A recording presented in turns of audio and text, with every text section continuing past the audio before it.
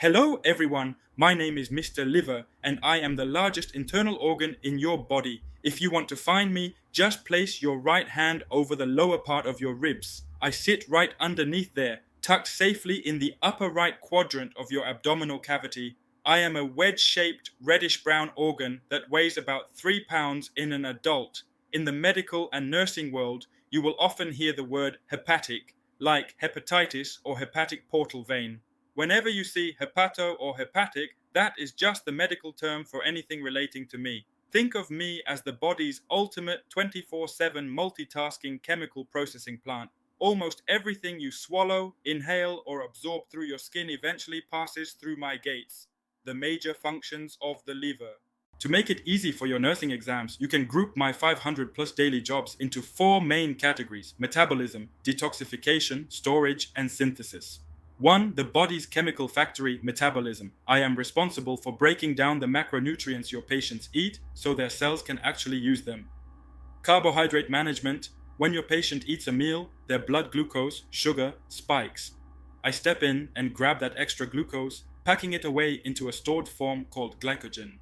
Later, when they are fasting or skipping a meal and their blood sugar drops, I break that glycogen back down into glucose and release it into the bloodstream.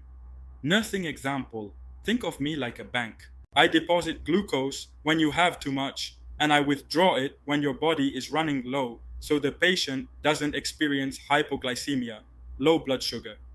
Fat and protein metabolism.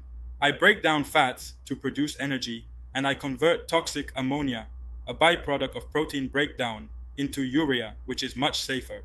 I then send that urea into the bloodstream so the kidneys can filter it out in the urine. 2. The waste treatment plant, detoxification and filtration. I act as the body's primary security guard and filter. All the blood leaving the stomach and intestines must pass through a special highway called the hepatic portal system straight to me before it can go to the rest of the body. Filtering toxins. I neutralize harmful substances like alcohol, heavy metals, and environmental toxins. Drug metabolism. When a nurse administers an oral medication, it goes to the stomach, absorbs into the blood, and hits me first. I break down the medication so the body can use it and eventually excrete it. Nursing concept, first pass effect. This is why oral doses of a drug, like morphine, are often much higher than IV doses. I destroy a large portion of the oral drug before it ever reaches the rest of the body. Clearing old blood cells. I break down old, worn-out red blood cells. A byproduct of this breakdown is a yellowish pigment called bilirubin. I change this bilirubin into a form that can be excreted through bile. 3. The manufacturing plant, synthesis. I build vital compounds that the body cannot survive without. Bile production. I create bile, a thick yellow-green fluid. I send it to the gallbladder for storage, and when your patient eats a greasy meal, the gallbladder squeezes that bile into the small intestine. Bile acts just like dish soap. It emulsifies, breaks down large fat globules into tiny droplets so the intestines can absorb them. Coagulation factors, blood clotting. I manufacture the essential proteins like fibrinogen and prothrombin that allow blood to clot. Nursing connection. If a patient has severe liver damage, they cannot make these proteins. As a nurse, you must monitor them closely for bleeding, bruising, and high PT-INR lab values. Plasma proteins. I create albumin, the main protein in the blood. Albumin acts like a sponge inside the blood vessels. Its job is to keep fluid pooled inside the veins so it doesn't leak out into the surrounding tissues. 4.